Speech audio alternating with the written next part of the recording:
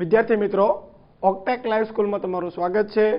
Learning to love, loving to learn. जो आज आपणे प्रश्नपत्र 4 भौतिक विज्ञान ना एमसीक्यू आपणे आज सॉल्व करवाना छीए आजना लेक्चर में। तो जेमां छे, चालो जो जेमां आपणो प्रथम एमसीक्यू छे, एक बिंदु विद्युतभार क्यू कोई एक बिंदु पी पासे मूक्यो छे। पी बिंदु नजीक एक बंध पृष्ठ मूक्यो छे। आ पृष्ठमांथी पसार थतो विद्युत फ्लक्स खाली जग्या हशे। तो आपणे एवुं कीधुं छे के कोई बिंदु पी पासे विद्युतभार क्यू मूकेलो छे, એટલે કે સમજી લો કે આપણો આ કોઈ બિંદુ પી છે, તો ત્યાં આ બિંદુ પી છે, ત્યાં કોઈ વિદ્યુતભાર ક્યુ મૂકેલો છે। આ પી બિંદુની નજીક એક બંધ પૃષ્ઠ મૂક્યું છે, તો આપણે નજીક આ પ્રમાણે એક બંધ પૃષ્ઠ મૂક્યું છે, તો પૃષ્ઠમાંથી પસાર થતો વિદ્યુત ફ્લક્સ, તો જો આ વિદ્યુતભાર એટલે કે આ ક્યુ જેટલા વિદ્યુતભારમાંથી નીકળતી વિદ્યુત ક્ષેત્ર રેખાઓ આ પ્રમાણે આવતી હશે, બરાબર। તો આ જેટલી વિદ્યુત ક્ષેત્ર રેખાઓ પૃષ્ઠની અંદર દાખલ થાય છે, એટલે કે જેટલી વિદ્યુત ક્ષેત્ર રેખાઓ પૃષ્ઠની અંદર દાખલ થાય છે એટલી જ વિદ્યુત ક્ષેત્ર રેખાઓ બહાર નીકળે છે। એટલે કે પૃષ્ઠ સાથે સંકળાયેલું કુલ વિદ્યુત ક્ષેત્ર કેટલું? શૂન્ય। એટલે કે આની સાથે સંકળાયેલું કુલ ફ્લક્સ કેટલું થાય? શૂન્ય થાય। એટલે કે આપણો આન્સર આવશે 0। પરંતુ એમસીક્યુમાં કે 0 આપેલો ન હોવાથી આપણો ફાઇનલ આન્સર આવશે ડી, ઉપરોક્ત ઉપરનામાંથી કોઈ પણ નહીં। ક્લિયર? ત્યારબાદ शून्य अवकाश में बे बिंदुओं विद्युतभारों वच्चे लागतुं विद्युत बल एफ है।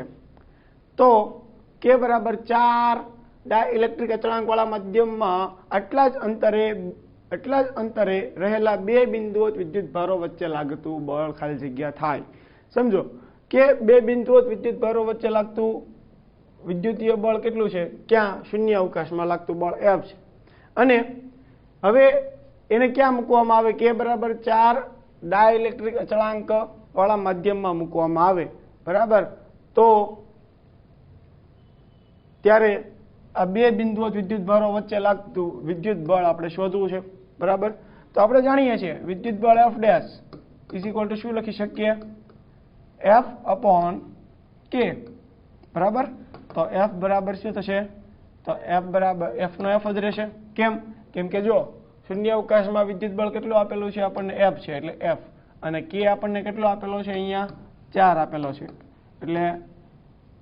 એટલે માધ્યમમાં એટલે કે આ બે બિંદુઓ વિદ્યુતભારો વચ્ચે લાગતું બળ કેટલું થશે? F dash is equal to F by K જેટલું, એફ બાય 4 જેટલું, બરાબર। એટલે કે કે બરાબર કેટલા છે? 4 છે, એટલે 4 મૂકીએ એટલે આપણો જવાબ આવશે એફ બાય 4। એટલે આપણો આન્સર આવશે એ। ક્લિયર? ત્યારબાદ એકબીજાથી 0.6 મીટર અંતરે રહેલા બે સમાન વિદ્યુતભારો એકબીજાના 10 ગ્રામ વજન બળથી અપાકર્ષે છે, તો દરેક વિદ્યુતભારનું મૂલ્ય ખાલી જગ્યા થશે। જો શું કીધેલું છે કે એકબીજાથી કેટલા અંતરે રહેલા છે?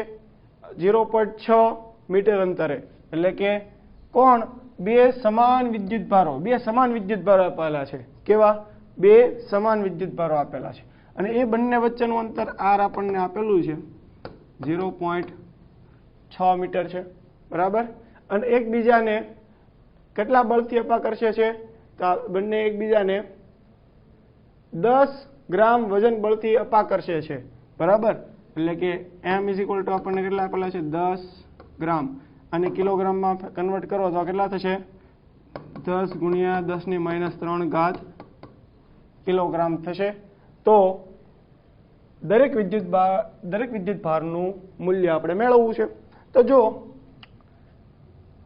બે વિદ્યુતભારો વચ્ચે લાગતું કુલંબ બળ F ઇઝ ઇક્વલ ટુ કે Q² અપોન R થશે। Q² કેમ લખ્યું મેં? કેમ કે બે સમાન વિદ્યુતભારો છે, એટલે કે Q ઇન્ટુ Q એટલે Q²। રેડી? હવે બળ F ઇઝ ઇક્વલ ટુ શું આવશે? તો જો કેટલા એકબીજાથી કેટલા 10 ગ્રામ વજન બળથી અપાકર્ષે, તો F ઇઝ ઇક્વલ ટુ આપણે શું લખી શકીએ? અહીંયા mg લખી શકીએ। ઓકે, તો આપણે શું શોધવું છે? વિદ્યુતભાર Q નું મૂલ્ય શોધવું છે। શું શોધવું છે? Q શોધવો છે। તો Q² ને કરતા બનાવીએ તો Q² ઇઝ ઇક્વલ ટુ શું લખી શકીએ? mgr/k. ચાલો m આપણી પાસે છે કેટલો? 10 ગુણ્યા 10 - 3 ઘાત. g કેટલો છે? 10 લેવાનો કીધો છે અને r 0.6 અને k કેટલો લેવાનો? 9 ગુણ્યા 10 - 9 ઘાત. બરાબર. તો આપણે આ ગણતરી કરશું તો આપણને વિદ્યુતભાર Q કેટલો મળશે? તો આપણે જો આ ગણતરી કરશું તો આપણને મળશે 4 માઇક્રોકુલમ. ઓકે, તો Q બરાબર આપણને મળશે 2 માઇક્રોકુલમ. બરાબર. એટલે કે વિદ્યુતભારનું મૂલ્ય આપણને કેટલું મળશે? 2 માઇક્રોકુલમ. એટલે આપણો ફાઇનલ આન્સર આવશે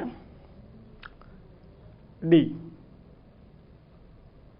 ત્યારબાદ અવાહક માધ્યમમાં મૂકેલા વિદ્યુતભારો વચ્ચે લાગતું બળ તેટલા જ હોય. એટલે આમાં જો પ્રશ્નમાં થોડીક ભૂલ છે. પ્રશ્નમાં એવી ભૂલ છે કે અવાહક માધ્યમમાં મૂકેલા વિદ્યુતભારો વચ્ચે લાગતું બળ F હોય અને તેટલા જ અંતરે શૂન્ય અવકાશમાં આવેલા વિદ્યુતભારો વચ્ચે લાગતા બળ કરતા ખાલી જગ્યા ગણું હોય. કેટલું હોય? બરાબર. તો જો કેટલું થાય તો માધ્યમમાં બળ Fm ઇઝ ઇક્વલ ટુ શૂન્ય અવકાશનું બળ F0/k થાય અપોન શું થાય? k થાય. બરાબર. તો અવાહક માધ્યમનું બળ Fm ઇઝ ઇક્વલ ટુ શૂન્ય અવકાશમાં F0/k. બરાબર. તો કેટલું થાય? તો ત્યારે લાગતું બળ કેટલું થશે? k માં ભાગનું 1/k. આ k છે ને. બરાબર. F0 ઇઝ ઇક્વલ ટુ ધારો કે 1 ન્યૂટન હોય એવું લઈ લો. બરાબર. તો અહીંયા 1/k થશે. રેડી. એટલે આમાં આપણો જવાબ આવશે k માં ભાગનો 1/k માં ભાગ જેટલું બળ લાગે. ક્લિયર? ત્યારબાદ એક બંધ પૃષ્ઠમાં દાખલ થતું અને બહાર આવતું વિદ્યુત ફ્લક્સ અનુક્રમે ∅1 અને ∅2 હોય તો આ બંધ પૃષ્ઠ વડે ઘેરાતો વિદ્યુતભાર ખાલી જગ્યા થાય. સમજો કે એક બંધ પૃષ્ઠમાં દાખલ થતું અને બહાર આવતું વિદ્યુત ફ્લક્સ આપણને આપેલું છે. એટલે કે કોઈ આ બંધ પૃષ્ઠ હોય. બરાબર. તો આ બંધ પૃષ્ઠની અંદર અનુક્રમે અંદર દાખલ થતું અને બહાર આવતું વિદ્યુત ફ્લક્સ આપણને ∅1 અને ∅2 આપેલું છે. તો આ બંધ પૃષ્ઠ વડે ઘેરાતો વિદ્યુતભાર શોધવાનો છે. એટલે કે આ બંધ પૃષ્ઠ વડે આની અંદર જે ઘેરાતો વિદ્યુતભાર જે છે એ આપણે શોધવો છે. તો આપણે શું કરીશું? તો જો આપણે ગૌસના નિયમ પ્રમાણે શું જાણીએ છીએ કે ગૌસના નિયમ પ્રમાણે flux ∅ is equal to sigma Q/ε0 થશે. બરાબર. તો જો આ બંધ પૃષ્ઠ વડે આ બંધ પૃષ્ઠ સાથે સંકળાયેલું કુલ ફ્લક્સ કેટલું હશે? તો આ બંધ પૃષ્ઠ સાથે સંકળાયેલું flux ∅ dash is equal two કેટલું હશે? તો કે ભાઈ ∅2 માઇનસ ∅1 જેટલું હશે.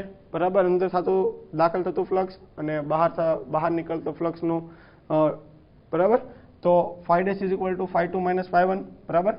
તો વિદ્યુતભાર Q બરાબર શું થશે?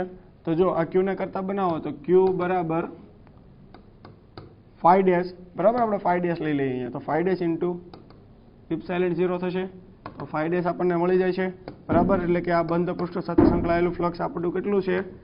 ∅2 માઇનસ ∅1 ઇન્ટુ ε0. ક્લિયર?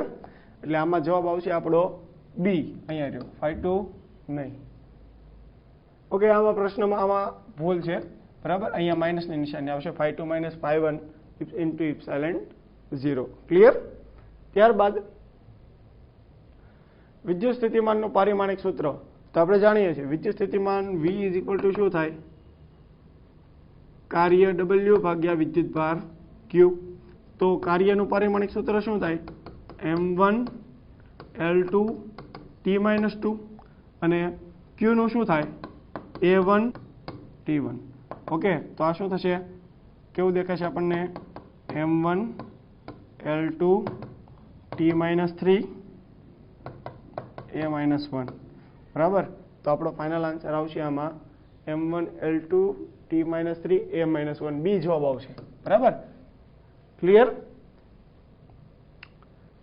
ત્યારબાદ બે બિંદુઓ P અને Q પાસે ના વિદ્યુત સ્થિતિમાનો અનુક્રમે 10 વોલ્ટ અને -4 વોલ્ટ છે. તો 100 ઇલેક્ટ્રોનને P થી Q તરફ લઈ જવા કરવું પડતું કાર્ય.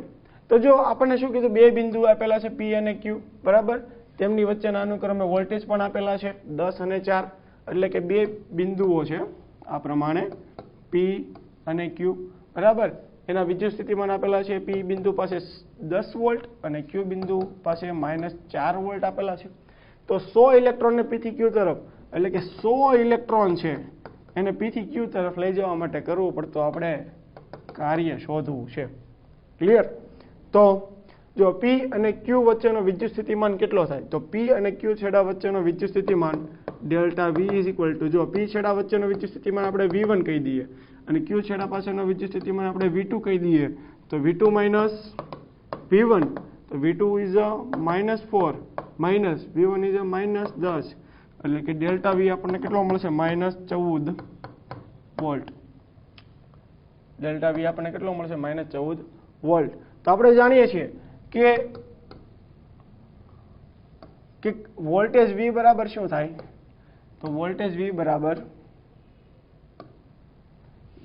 બરાબર કાર્ય ભાગ્યા વિદ્યુતભાર. કાર્ય શોધવું છે આપણે, તો કાર્ય W બરાબર શું થશે, ડેલ્ટા V ઇન્ટુ Q. હવે સમજો Q કેટલો, તો જો 100 ઇલેક્ટ્રોન છે, કેટલા, 100 ઇલેક્ટ્રોનને લઈ જવા માટે કરવું પડતું કાર્ય કીધું છે આપણને, બરાબર. તો ઇલેક્ટ્રોન પરનો વિદ્યુતભાર કેટલો હોય, તો ઇલેક્ટ્રોન પરનો વિદ્યુતભાર કેટલો હોય, ઇલેક્ટ્રોન પરનો વિદ્યુતભાર હોય 1.6 × 10⁻90 હોય, બરાબર. તો આપણે અહીંયા W બરાબર વેલ્યુ મૂકી દઈએ. V આપણો કેટલો આવ્યો, -14, બરાબર, ગુણ્યા Q કેટલો છે, તો Q આપણે કેટલો લેવાનો, ઇલેક્ટ્રોન પરનો 1.6 × 10⁻90, પણ ઇલેક્ટ્રોન છે એટલે કે ઇલેક્ટ્રોન એટલે જો 100 ઇલેક્ટ્રોન કીધા છે તો એક ઇલેક્ટ્રોનને જેટલું લઈ જવા માટે કાર્ય થાય એટલું જ 100 ઇલેક્ટ્રોનને લઈ જવા માટે થાય કાર્ય, બરાબર. રેડી? તો આપણે અહીંયા આવશે આપણું Q બરાબર -1.6 × 10⁻90. ક્લિયર? તો આપણે જો આની ગણતરી કરીએ તો આપણો જવાબ આવશે, જો માઇનસ માઇનસ કેટલા થઈ જશે, પ્લસ, અને આનો જવાબ આવશે, આનો બંનેનો ગુણાકાર કરીએ એટલે જવાબ આવશે 2.24 × 10 અને હા, જો 100 ઇલેક્ટ્રોન કીધા છે ને એટલે કેટલા વડે ગુણવા પડશે, અહીંયા 100 વડે ગુણવા પડશે. કેમ કે Q ઇઝ ઇક્વલ ટુ શું થાય, Ne થાય. જો Q ઇઝ ઇક્વલ ટુ શું થાય, Ne થાય. એટલે આપણે અહીંયા શું લખી દઈએ, Q બરાબર Ne મૂકી દઈએ, બરાબર. એટલે અહીંયા શું આવશે, Ne, બરાબર. n ની વેલ્યુ કેટલી, 100. એટલે આપણે આ ગણતરી કરશું એટલે આપણો જવાબ આવશે 2.24 × 10⁻16 જૂલ, બરાબર. એટલે આપણો ફાઇનલ આન્સર આવશે D. ક્લિયર? ત્યારબાદ આકૃતિમાં દર્શાવેલ A અને B બિંદુઓ વચ્ચે સમતુલ્ય કેપેસિટન્સ કેટલું હશે. તો જો આપણને અહીંયા આકૃતિ આપેલી છે, આ આકૃતિનું આપણે સમતુલ્ય કેપેસિટન્સ શોધવાનું છે. તો આ આકૃતિમાં સિમ્પલ છે, તમે જો 3 કેપેસિટર આપ્યા છે, 1, 2 અને એક આ ત્રીજું, 3 કેપેસિટર આપેલા છે, બરાબર. તો આપણે A છેડો અને આ B છેડા વચ્ચેનું આપણે સમતુલ્ય કેપેસિટન્સ આપણે મેળવવું છે. તો અહીં તમને જે આ કેપેસિટર જે દેખાય છે એનો એક છેડો, જો આ એક છેડો B સાથે કનેક્શનમાં છે, આ બીજો છેડો પણ B સાથે કનેક્શનમાં છે. તો આ જે કેપેસિટર જે છે એ શું કરેલું છે, શોર્ટ કરેલું છે. શું કરેલું છે, શોર્ટ કરેલું. એટલે કે એ કેપેસિટર ચાર્જ થાય નહીં, બરાબર. એટલે એ કેપેસિટર નો કેપેસિટન્સ એ સમતુલ્ય અવરોધમાં આપણે સમતુલ્ય કેપેસિટન્સમાં આપણે ગણી શકીએ, ગણાય નહીં. તો આપણો ફાઇનલ પરિપથ કેવો બનશે, આ A, એક આ કેપેસિટર, એક આ નીચેનું કેપેસિટર, બરાબર, અને અહીંયા આ છેડો B અને C આ બંને સમાંતરમાં છે. તો સમાંતરમાં સમતુલ્ય કેપેસિટન્સ કેટલું થાય, 2C, બરાબર. એટલે કે આ બે છેડા વચ્ચેનો સમતુલ્ય કેપેસિટન્સ કેટલું હશે, 2C. એટલે આપણો ફાઇનલ આન્સર આવશે C. વાહકના કોઈ પણ આડછેદમાંથી એકમ સમયમાં પસાર થતો વિદ્યુતભારનો જથ્થો કઈ ભૌતિક રાશિ આપે છે, સિમ્પલ વિદ્યુત પ્રવાહ. એટલે આમાં જવાબ આવશે B. ત્યારબાદ એક તારમાંથી વહેતો વિદ્યુત પ્રવાહ સમય સાથે I = 3t² + 2t + 5 સૂત્ર પ્રમાણે બદલાય છે, તો તારના કોઈ એક આડછેદમાંથી t બરાબર 0 સમય, અહીંયા આવશે t બરાબર 0 સમયથી t બરાબર 2 સેકન્ડના સમયગાળામાં પસાર થતો વિદ્યુત ભાર કેટલો થાય? આપણે વિદ્યુત ભાર શોધવાનો છે. શું શોધવાનું છે? તો આપણને પહેલા I આપેલો છે. કેટલો આપેલો છે? 3t² + 2t + 5 આપેલો છે, બરાબર. અને શું કીધેલું છે? વિદ્યુત પ્રવાહ બદલાય છે, બરાબર. વિદ્યુત પ્રવાહ સમય સાથે બદલાય છે, બરાબર. તો આપણે વિદ્યુત ભાર Q શોધવો છે. વિદ્યુત ભાર Q શોધવો છે તો આપણે શું લખી શકીએ? વિદ્યુત પ્રવાહ I = dq/dt, બરાબર. dq/dt લખી શકીએ. તો dq ને કરતા બનાવીએ તો dq = શું થશે? I × dt. તો I આપણને આપેલો છે, અહીંયા એ લખી દઈએ, 3t² + 2t + 5 × dt, અહીંયા dq, બરાબર. તો અહીંયા ક્યાંથી ક્યાં સુધી આપણે વિદ્યુત ભાર શોધવાનો છે? t બરાબર 0 થી t બરાબર 2 સેકન્ડના સમયગાળામાં પસાર થતો વિદ્યુત ભાર મેળવવાનો છે, બરાબર. તો આપણે આ બંને બાજુ સંકલન કરીએ તો આનું સંકલન કરો તમે, બરાબર. તો તમે આ dq નું સંકલન કરશો તો આપણને શું મળશે? આનું q = આપણે અહીંયા જ લખીએ, આનું સંકલન કરીએ તો dq નું સંકલન શું થશે? q, okay. અને આનું સંકલન આપણે લખીએ તો શું થશે? 3t² + 2t + 5 × dt, બરાબર.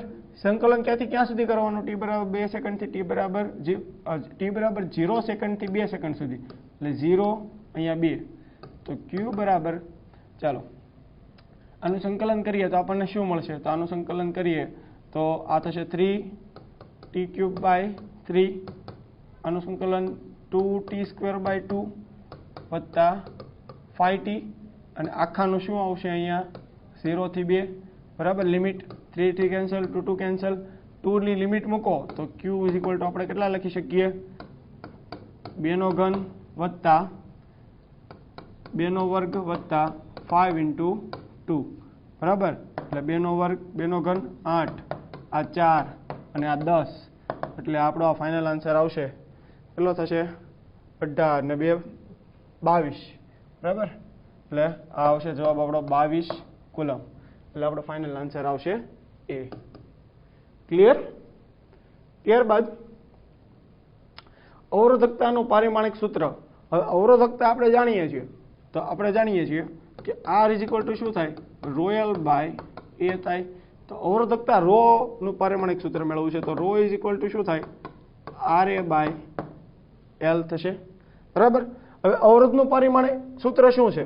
તો અવરોધનું પારિમાણિક સૂત્ર આપણને ખબર હોય તો અવરોધનું પારિમાણિક સૂત્ર છે M1L2 T-3 A-2, બરાબર. અને સાથે એ શું છે? અહીંયા એ ક્ષેત્રફળ છે, તો ક્ષેત્રફળનું પારિમાણિક સૂત્ર શું થશે? L2, અને નીચે લંબાઈ L, એટલે અહીંયા આવશે લંબાઈ L નું L1. તો આપણે અહીંયા શું લખીએ?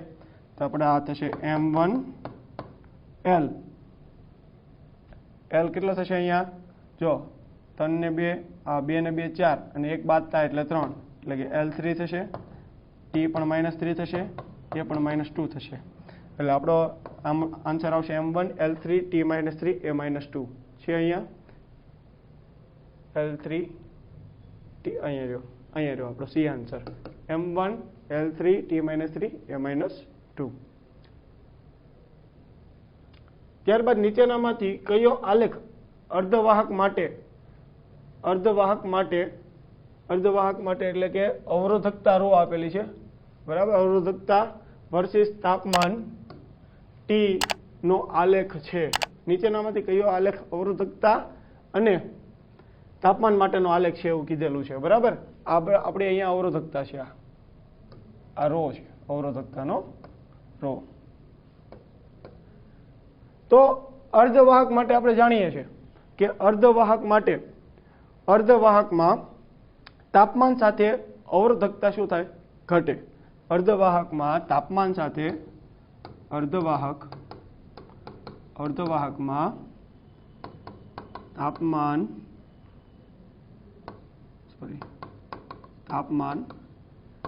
સાથે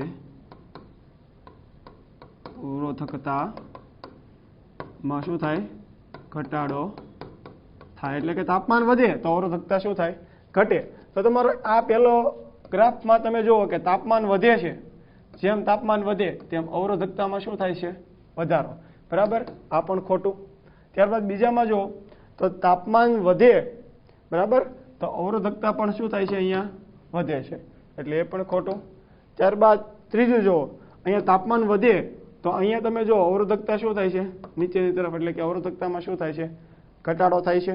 બરાબર, એટલે આપણો ફાઇનલ આન્સર આવશે સી. અને ડીમાં પણ તમે જો તાપમાનની સાથે અવરોધકતામાં શું થાય છે? સતત આ પ્રમાણે વધારો થાય છે. બરાબર, તો આપણો ફાઇનલ આન્સર આવશે સી. ક્લિયર? ત્યારબાદ 2 એમ્પિયર વિદ્યુત પ્રવાહ ધારિત 5 આંટાવાળા 50 સેમી ત્રિજ્યાવાળા ગૂંચળાના કેન્દ્ર પર ઉદ્ભવતા ચુંબકીય ક્ષેત્રની તીવ્રતા શોધો.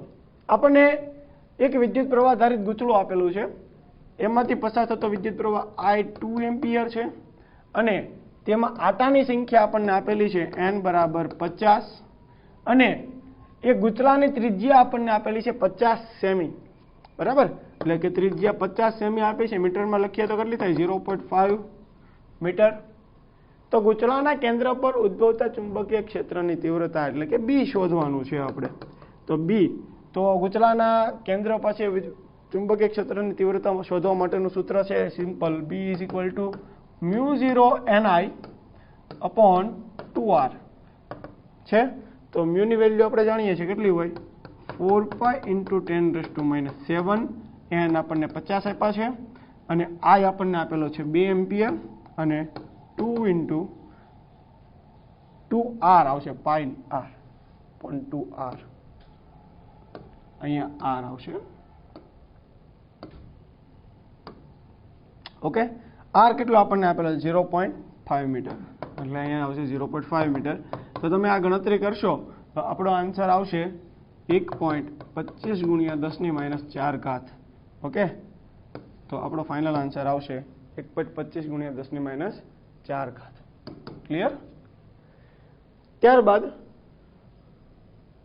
અતિ લાંબા સુરેખ વીજ પ્રવાહ ધારિત તાર વડે તારના બહારના વિસ્તારમાં ઉદ્ભવતું ચુંબકીય ક્ષેત્ર ખાલી જગ્યા હોય. જો તારના બહારના વિસ્તારમાં ઉદ્ભવતું ચુંબકીય ક્ષેત્રનું સૂત્ર છે B = શું થાય? μ0ni/2πr. બરાબર, તો ચુંબકીય ક્ષેત્ર જો કયા અનુસાર બદલાય? μ અચળ, n અચળ, I અચળ, 2π અચળ. બરાબર, તો ચુંબકીય ક્ષેત્ર B એ 1/r ના સમપ્રમાણમાં હોય. એટલે કે અંતર બદલાય, તો ચુંબકીય ક્ષેત્ર B બદલાય. ક્લિયર? તો ચુંબકીય ક્ષેત્ર એટલે કે બહારના વિસ્તારમાં ઉદ્ભવતું ચુંબકીય ક્ષેત્ર B એ કેવું હશે?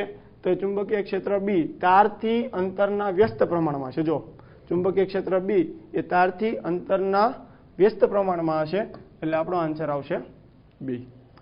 ક્લિયર? L લંબાઈના વાહકમાંથી વીજ પ્રવાહ પસાર થાય છે. જો L લંબાઈના વાહક તારમાંથી વીજ પ્રવાહ પસાર થાય છે. જો વાહક તારને વર્તુળાકાર વાળવામાં આવે તો તેની ચુંબકીય ડાયપોલ મોમેન્ટનું મૂલ્ય, ચુંબકીય ડાયપોલ મોમેન્ટ એમ આપણને ફાઇન્ડ કરવાની કીધેલી છે. L લંબાઈનો વાહક તાર છે. બરાબર, આ વાહક તાર છે, એની લંબાઈ કેટલી આપેલી છે? L. એને શું કરવામાં આવે છે? વર્તુળાકાર વાળવામાં આવે છે. બરાબર, તો વર્તુળાકાર વાળીએ તો એની ત્રિજ્યા કેટલી છે? ધારો કે r હોય તો એની લંબાઈ L બરાબર આપણે હવે શું લખી શકીએ? આપણે 2πr લખી શકીએ. તો આપણે r બરાબર શું લખી શકીએ? L/2π લખી શકીએ આપણે. બરાબર, તો આપણે શું શોધવું? ચુંબકીય ડાયપોલ મોમેન્ટ શોધવી છે. ચુંબકીય ડાયપોલ મોમેન્ટ m = શું થાય? IA. એ શું છે? ક્ષેત્રફળ. બરાબર, તો I ક્ષેત્રફળ કેટલું લખી શકીએ આપણે? πr². I = π. r આપણે જો અહીંયા મેળવ્યો તો એને અહીંયા મૂકીએ તો આપણને કેવું દેખાશે? જો સ્ક્વેર થઈ જશે એટલે આપણને કેવું દેખાશે L²/4π² થશે બરાબર. એક એક પાઈ કેન્સલ થઈ જશે તો m બરાબર આપણો જવાબ આવશે IL²/4π આપણો આન્સર છે. જો અહીંયા IL²/4π ક્લિયર. પૃથ્વીની સપાટી પર કોઈ એક સ્થળે પૃથ્વીના ચુંબકીય ક્ષેત્રના સમક્ષિતિજ ઘટક અને ઉર્ધ્વ ઘટક સરખા છે. આ સ્થળે એંગલ ઓફ ડીપ, અહીંયા ભૂલ છે, અહીંયા આવશે એંગલ ઓફ ડીપ શોધો બરાબર. એંગલ ઓફ ડીપ શોધો. તો જો સમક્ષિતિજ ઘટક અને ઉર્ધ્વ ઘટક સમાન છે એટલે કે BV = BH આપેલું છે તો angle of deep tan phi = BV/BH બરાબર. તો BV = આપણે અહીંયા BH મૂકી દઈએ તો tan phi બરાબર શું થાય 1 થાય. તો phi = tan inverse 1. તો tan inverse 1 ની વેલ્યુ ક્યારે આવે 45 ડિગ્રી હોય ત્યારે એટલે કે phi કેટલો આવશે આપણો 45 ડિગ્રી એટલે B જવાબ આવશે આપણો. ત્યારબાદ ગજ્યા ચુંબકમાં ચુંબકીય ક્ષેત્ર રેખાઓ સમજો. જો ગજ્યો ચુંબક હોય આ પ્રમાણે બરાબર તો ગજ્યા ચુંબકમાં સાઉથ અને નોર્થ હોય તો આપણને પહેલો જવાબ આપ્યો છે કે ગજ્યા ચુંબકમાં ચુંબકીય ક્ષેત્ર રેખાઓ જે છે એ હું કે ઉત્તર ધ્રુવમાંથી નીકળી દક્ષિણ ધ્રુવમાં આગળ અટકે બરાબર. એવું આ ઉત્તર ધ્રુવમાંથી નીકળે અને દક્ષિણ ધ્રુવમાં આગળ જાય, આગળ અટકે નહીં. ત્યારબાદ ચુંબકની બહારના વિસ્તારમાં ઉત્તર ધ્રુવથી નીકળે અને દક્ષિણ ધ્રુવ આગળ આવે. તો જો અહીંયા આપણો આ કયો છે ઉત્તર બરાબર, આ કયો છે દક્ષિણ ધ્રુવ બરાબર. તો ચુંબકીય ક્ષેત્ર રેખાઓ જે છે એટલે કે ક્યાં ગઈ ચુંબકીય ક્ષેત્ર રેખાઓ ક્યાંથી નીકળે ઉત્તર ધ્રુવમાંથી નીકળે. ચાલો ઉત્તર ધ્રુવમાંથી નીકળી બરાબર અને અંદરના વિસ્તારમાં અને ક્યાં આવે ઉત્તર ધ્રુવમાંથી નીકળે દક્ષિણ ધ્રુવ આગળ આવે. તો જો ઉત્તર ધ્રુવમાંથી નીકળે ક્યાં આવશે દક્ષિણ ધ્રુવમાં આવશે. ખ્યાલ આવ્યો. અને આગળ શું કીધું છે કે અંદરના વિસ્તારના દક્ષિણ ધ્રુવથી નીકળી ઉત્તર ધ્રુવ તરફ આગળ વધે બરાબર. તો હવે આ વિદ્યુત ક્ષેત્ર રેખા ક્યાં કઈ તરફ જશે દક્ષિણ ધ્રુવથી ઉત્તર ધ્રુવ તરફ આગળ વધે બરાબર. તો આપણે જાણીએ છીએ કે ચુંબકીય ક્ષેત્ર રેખાઓ એ શું રચે છે બંધ ગાળાઓ રચે છે. કેમ કે ઉત્તરમાંથી નીકળે દક્ષિણમાં દાખલ થાય અને ચુંબકની અંદર દક્ષિણથી ઉત્તર તરફ હોય બરાબર. એટલે આપણો આન્સર સાચો આન્સર આવશે બી. ક્લિયર.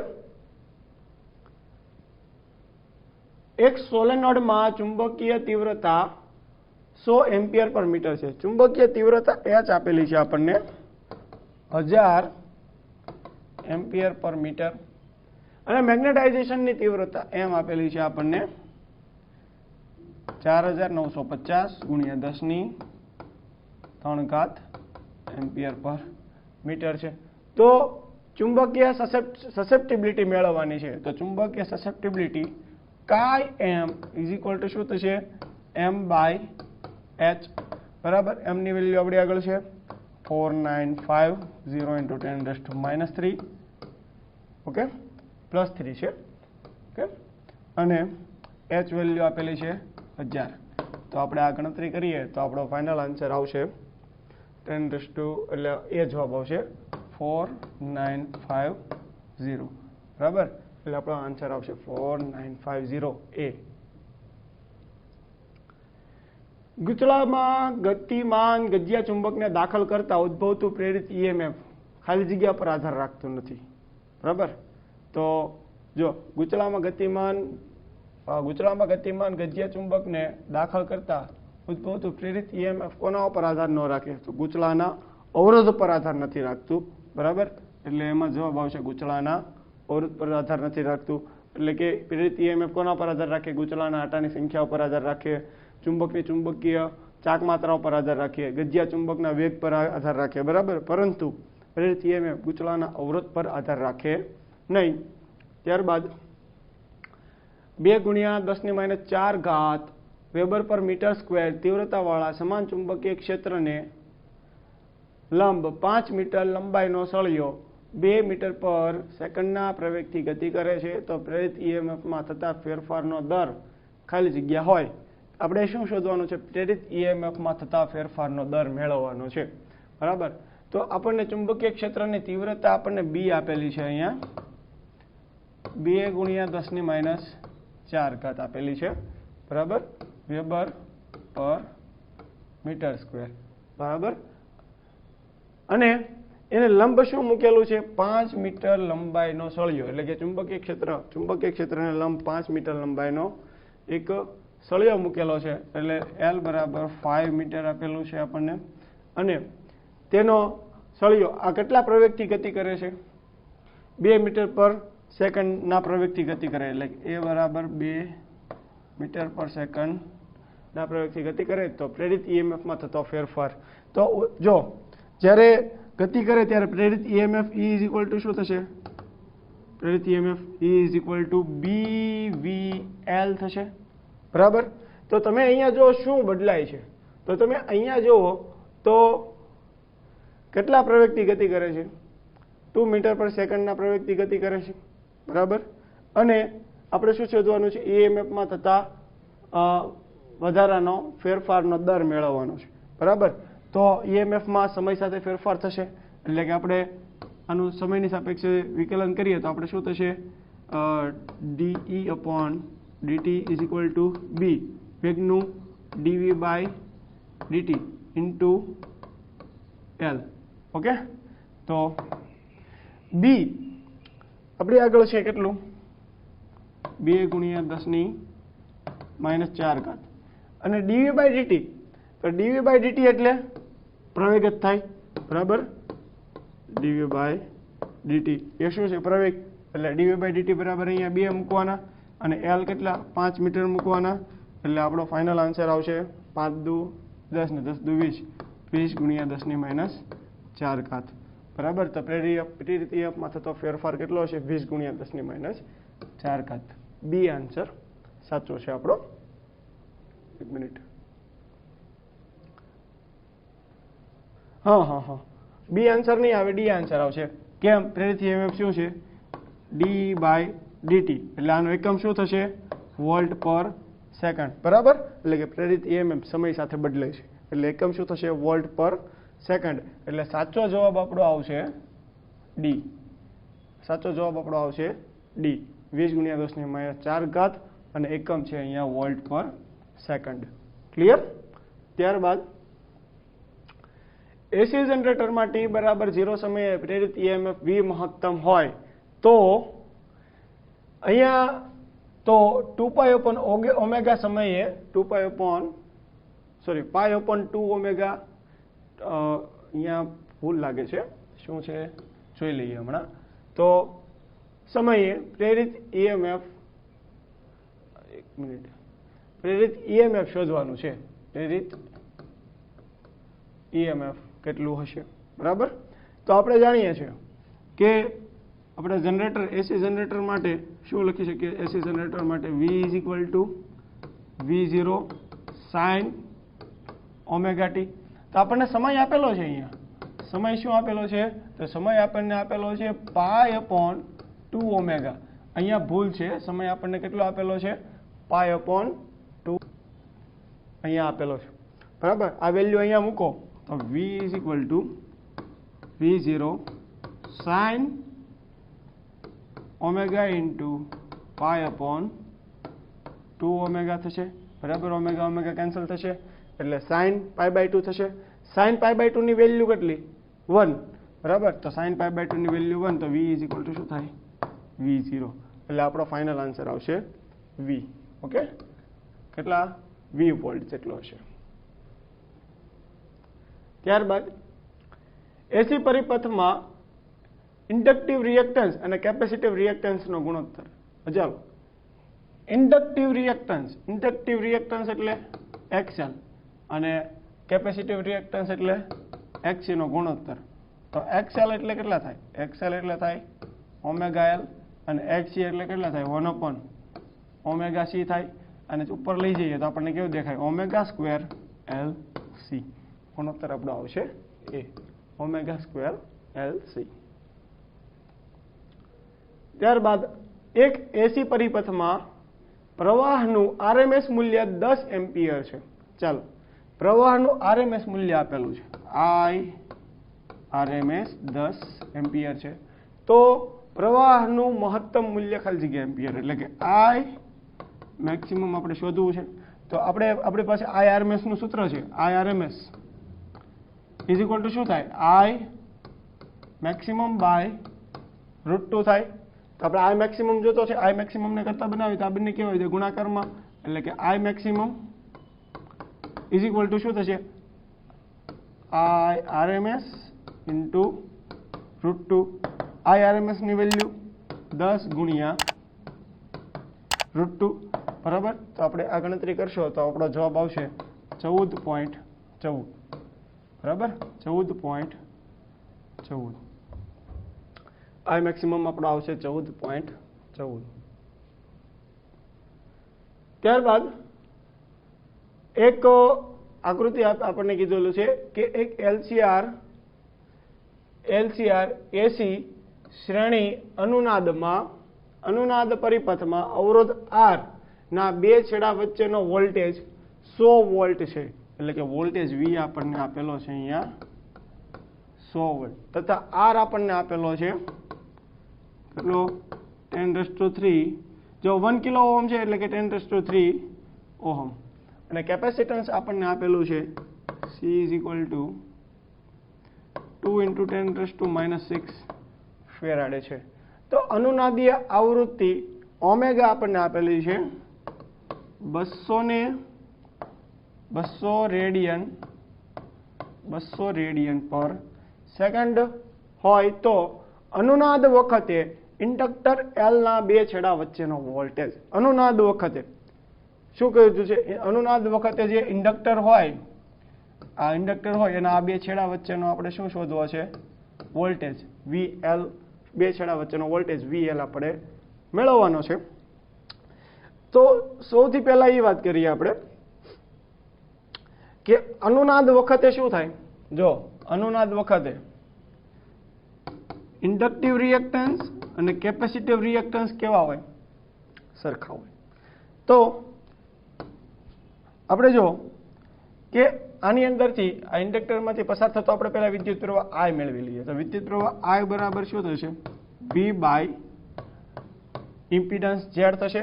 એટલે કે Z બરાબર આપણે શું? ઇમ્પિડન્સ Z બરાબર શું લખી શકીએ? આપણે R લખી શકીએ ને. તો R આપણને આપેલો છે અહીંયા 10⁻³ તો I બરાબર આપણે કેટલા લખી શકીએ?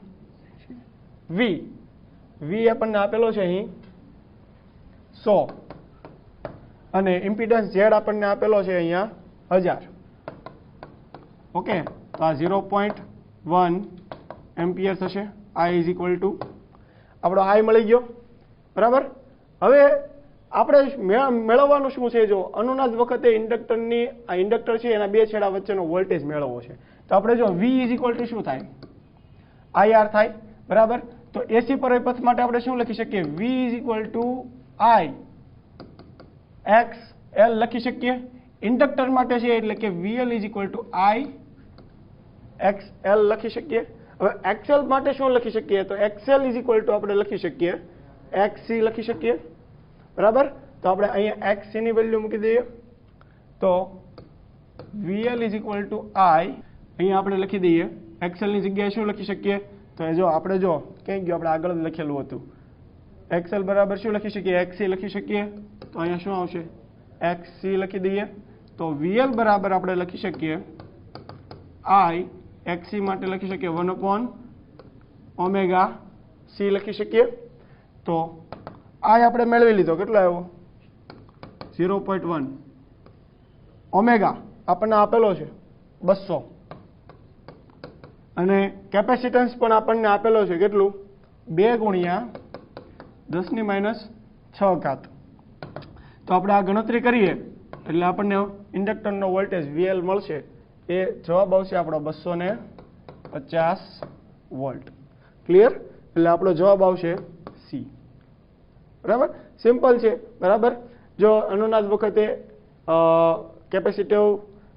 ઇન્ડક્ટિવ રિએક્ટન્સ અને કેપેસિટિવ રિએક્ટન્સ સરખા હોય, બરાબર, તો ઇન્ડક્ટરમાંથી પહેલા પસાર થતો વિદ્યુત પ્રવાહ I મેળવી લઈએ. I = V/mod Z. બરાબર, Z બરાબર આપણે અવરોધ R લખી શકીએ, વેલ્યુ મૂકી, I મળી ગયો આપણને.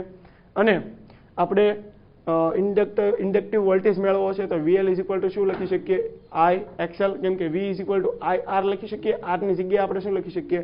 XL, કેમ કે ઇન્ડક્ટિવ રિએક્ટન્સ એ શું છે? ઇન્ડક્ટરનો અવરોધ છે, એટલે કે VL = IXL લખી શકીએ.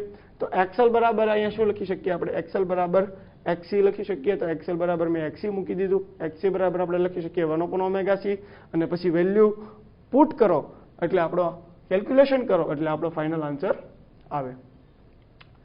ત્યારબાદ 25મો MCQ, R બરાબર 6 ઓહમનો અવરોધ, L બરાબર 1 હેનરીનું ઇન્ડક્ટર અને C બરાબર 17.36 માઇક્રોફેરાડનું કેપેસિટર AC પ્રસ્થાપિત સોર્સ સાથે શ્રેણીમાં જોડવામાં આવેલ છે, તો ક્યુ ફેક્ટર શોધો. ક્યુ ફેક્ટર મેળવવાનો છે. ઓકે, તો જો આપણને R 6 ઓહમ આપેલું છે,